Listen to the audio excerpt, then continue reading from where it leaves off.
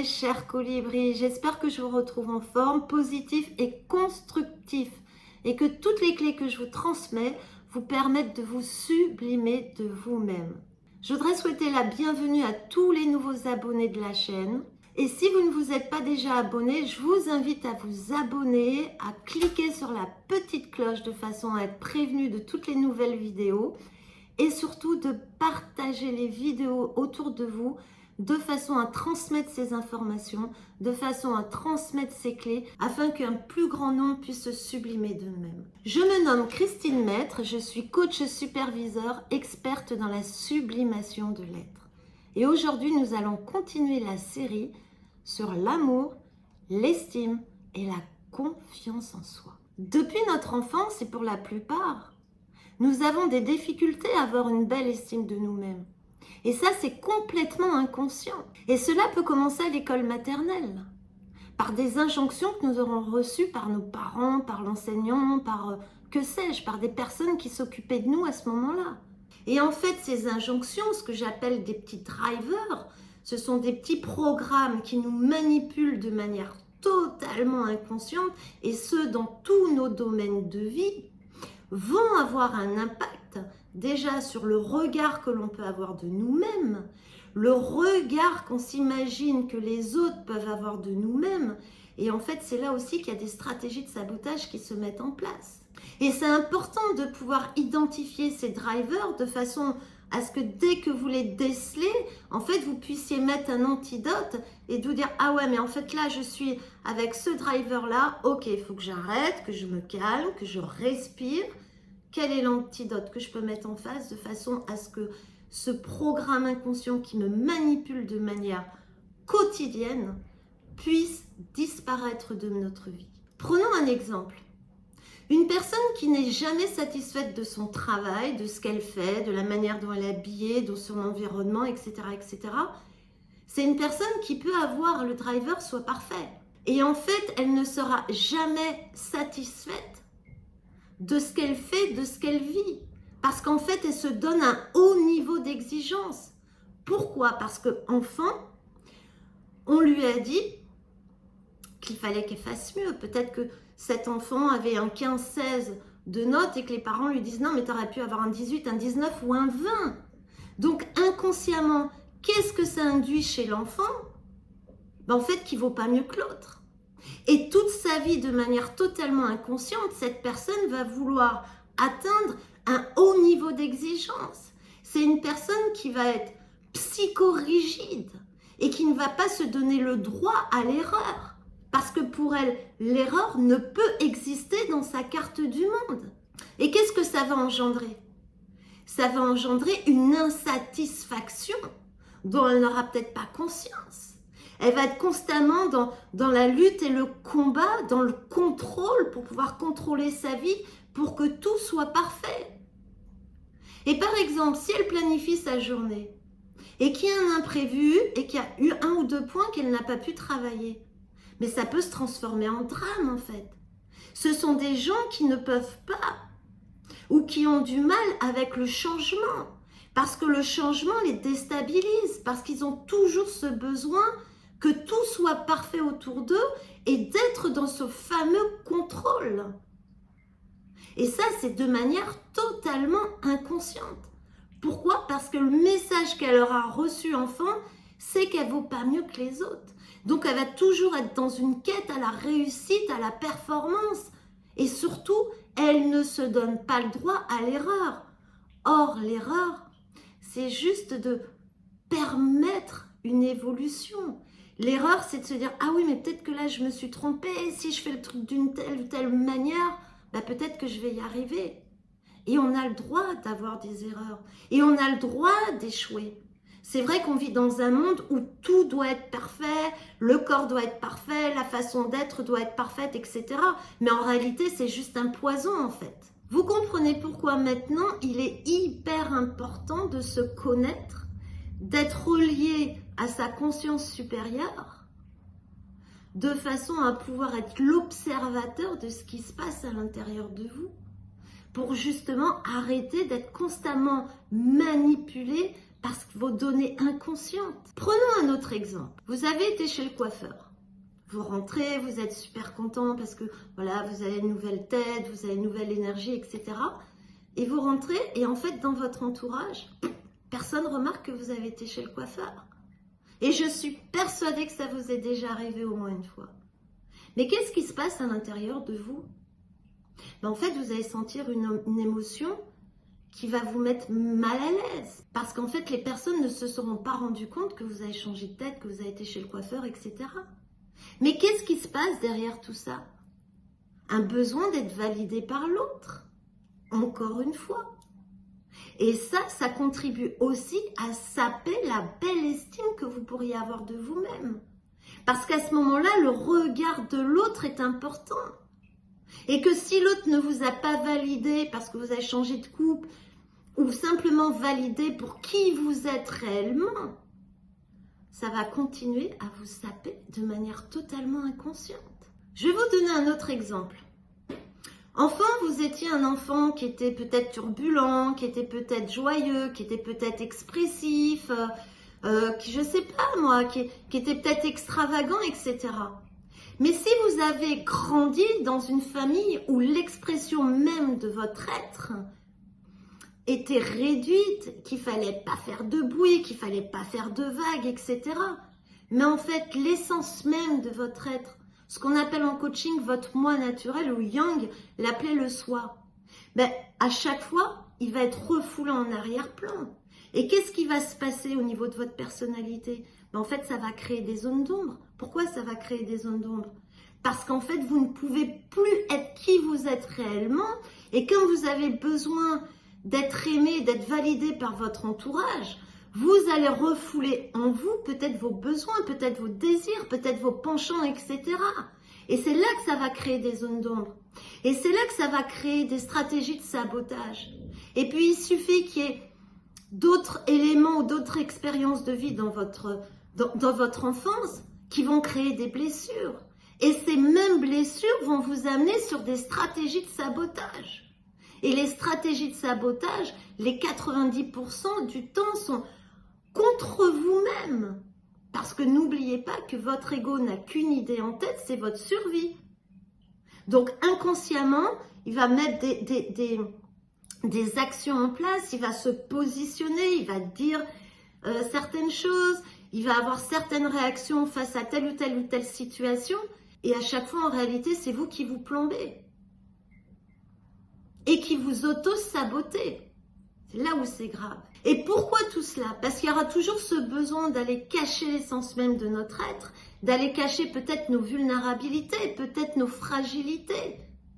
Et qu'on se dit inconsciemment, mais en fait, je ne peux pas être validée pour qui je suis. Donc, je vais commencer à jouer des rôles pour être acceptée par l'autre, pour être validée par l'autre et surtout pour être aimée par l'autre. Et c'est là aussi que des masques se mettent en place. Mais en réalité, qu'est-ce qui se passe? Vous vous éloignez de plus en plus de l'essence même de votre être. Et vous développez une personnalité qui n'est pas vous. Et tout ça, c'est juste une illusion. Une illusion de votre ego, une illusion de qui vous êtes. Parce que l'essence même de votre être, je le répète, c'est de vibrer l'amour, c'est de vibrer la joie. C'est d'être dans un bonheur en permanence parce que vous vibrez en haute vibration. D'où l'importance d'arrêter de vouloir d'être validé par l'autre. Et de toute façon, tant que vous voudrez être validé par l'autre, vous allez saper votre estime de vous-même. Prenons un autre exemple. Un enfant en surpoids. Il va peut-être être confronté à ses limites physiques. Il va peut-être être confronté à la moquerie, parce qu'en fait, nous vivons dans un monde d'apparence, donc il faut que tout le monde soit de la même manière, dans le même cadre, etc. Donc, il peut subir des moqueries. Il peut se sentir inférieur à l'autre. Il peut se sentir mal aimé. Et au final, qu'est-ce qui va se passer à l'intérieur de cet enfant? En fait, il va créer des zones d'ombre parce qu'il va avoir ce sentiment d'être rejeté. Donc, ça va générer des blessures. Ces blessures vont générer des stratégies de sabotage. Dans sa tête, il va se dire, mais en fait, je fais pas partie du standard, je rentre pas dans les cases, je suis atypique, je suis un vilain petit petit canard ou je suis un extraterrestre, il va juste se sentir différent. Mais s'il n'a pas des parents bienveillants derrière lui, pour lui dire non, mais en fait, il n'y a pas de souci. Mais en fait, ça va continuer et au fil des années, ces kilos vont continuer à se rajouter dans son être, etc. Et vont peut-être l'handicaper, notamment mentalement à un moment donné. Et ça va saper aussi l'estime de lui-même. Il peut aussi en arriver à avoir un dégoût de son corps. Et peut-être aller dans des illusions se disant « mais en fait je suis rejetée parce que j'ai des kilos en trop, parce que si, parce que ça ». Et en réalité, il va se sentir laid cet enfant. Or, si cet enfant avait eu des parents qui lui permettaient de comprendre en fait qu'il a le droit d'avoir des kilos supplémentaires et que c'est pas son apparence physique qui est importante, mais c'est ce qui se passe à l'intérieur de lui, au niveau de son cœur, au niveau de ses valeurs. Mais en fait, cet enfant, quand il va grandir avec tout ça. Il va grandir avec tous ses handicaps et peut devenir aussi totalement associable. Et il sera en quête permanente d'être validé par l'autre. Et il sera en quête permanente d'avoir besoin d'amour. Parce que n'oubliez pas, nous avons besoin d'amour. Et l'être humain, en réalité, sa seule quête, c'est d'être aimé. Et qu'est-ce que ça peut avoir comme impact une fois adulte? Ben en fait, des stratégies de sabotage qui peuvent être mis en place par des anesthésiants, par des excès de nourriture, par des excès d'alcool, de drogue, de tabac, de sexe, de jeu, que sais-je? Pourquoi? Parce qu'il va y avoir ce besoin d'éteindre, d'étouffer ce mal-être. Et si on regarde notre monde actuel, en fait, on vit dans un monde totalement déséquilibré. Parce que tous, individuellement, nous avons des carences affectives. Et en fait, ces carences affectives ne peuvent être comblées que par nous-mêmes. Donc, si cet enfant avait la certitude qu'il pouvait être accepté avec tous ses kilos en trop, qu'il était accepté pour qui il est réellement, ben peut-être que les kilos auraient disparu d'eux-mêmes sans aucun régime, sans aucune activité sportive quelconque. Parce que n'oubliez pas que notre corps est impacté par nos pensées. Notre corps est impacté par nos émotions, est impacté par tous les scénarios qu'on s'imagine dans notre tête. D'où l'importance, encore une fois, de rester dans le moment présent, d'être en conscience et d'être l'observateur de ce qui se passe à l'intérieur de nous. Vous comprenez alors l'importance de se connaître, l'importance de s'accepter, d'accepter nos défauts physiques et d'arrêter de se dire mais mon corps il est flasque, mais je perds mes cheveux, je suis en train de vieillir, ou j'ai les seins qui tombent, ou je rentre pas dans le cadre, ou je suis moche, etc. Mais il faut arrêter ça en fait, parce que vous êtes tous des diamants en devenir. Nous sommes tous des diamants. Et quand je suis en face de quelqu'un, c'est pas l'apparence physique qui m'intéresse, c'est ce qu'il a dans son cœur. Parce que la pire des personnes, si on gratte, on gratte, on gratte, on gratte, on retrouve l'essence même de son être. Et c'est ça que je vous invite à regarder quand vous êtes en relation avec des personnes. De ne pas vous arrêter à l'apparence physique, mais d'aller regarder au-delà des apparences. Parce qu'au-delà des apparences, mais il y a un diamant. Et souvent, ce diamant, il est caché, il est sali par toutes ces injonctions, par toutes ces blessures, par toutes ces stratégies de sabotage, par ce mental, par cette quête d'amour en réalité. Parce que les personnes, notre monde a besoin d'amour et notre monde est malade d'un manque d'amour. Et ça, il faut en avoir conscience en fait.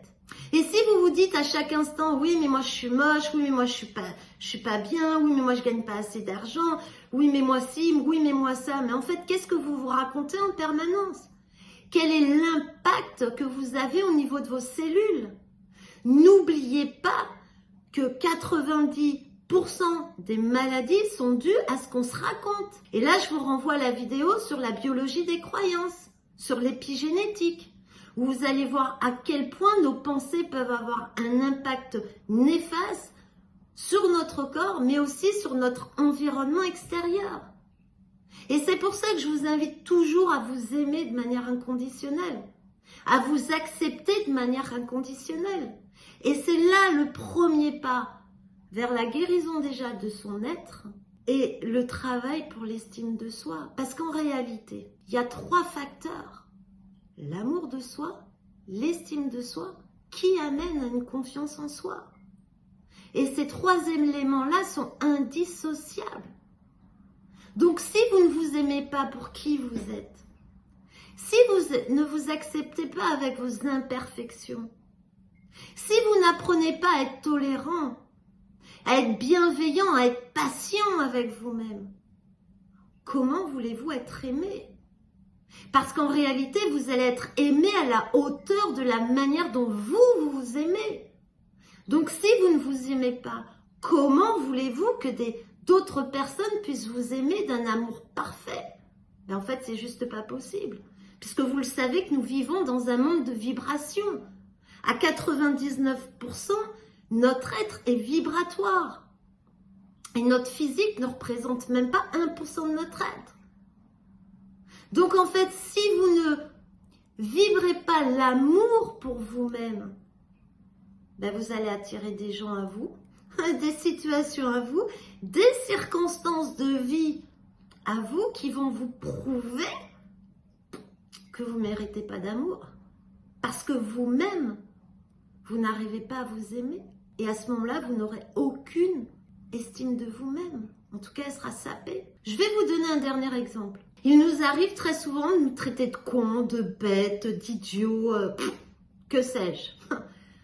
Parce qu'on a oublié quelque chose, qu'on a loupé quelque chose, etc. Qu'est-ce que vos cellules enregistrent?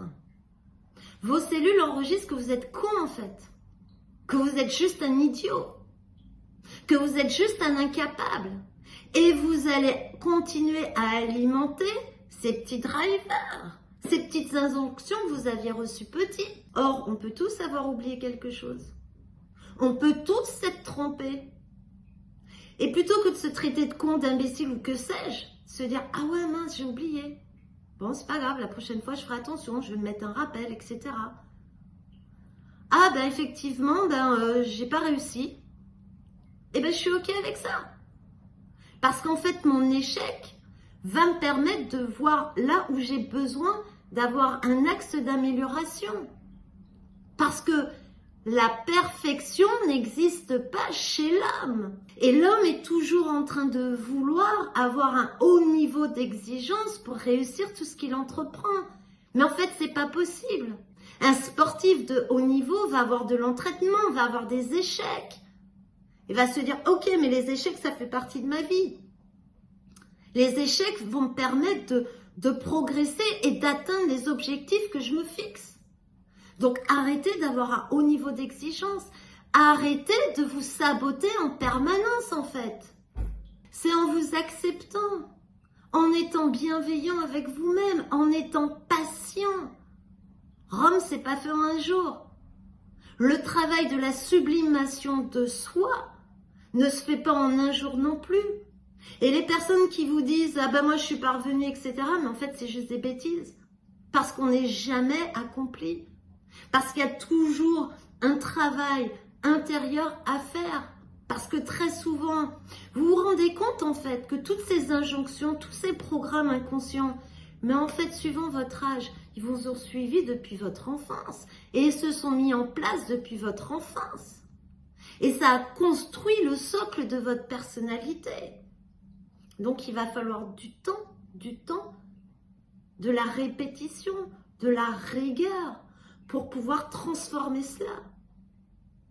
Et je pense honnêtement que tant que nous serons sur Terre, il y aura toujours un travail à faire. Il y aura toujours une prise de conscience et un axe d'amélioration. C'est pour ça que nous sommes des diamants en devenir. D'où l'importance, encore une fois, d'être l'observateur de ce qui se passe à l'intérieur. Où se situe mon baromètre interne? Est-ce que je suis en train de continuer à raconter des histoires, à me critiquer, à me dénigrer, etc. Ou est-ce qu'aujourd'hui, je décide de changer? Je décide de prendre soin de moi? Je décide d'être à l'écoute de ce qui se passe à l'intérieur de moi? Et de me traiter avec amour et bienveillance?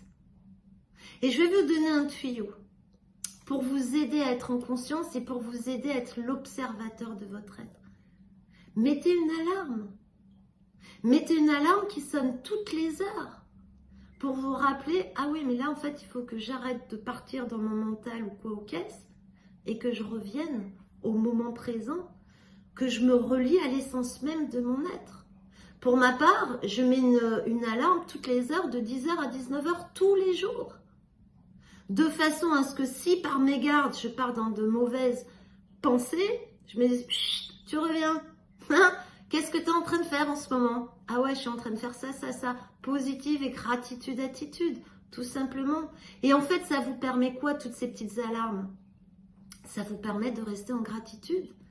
Ça vous permet de rester dans cette joie, dans cet amour, dans cette reconnaissance d'être.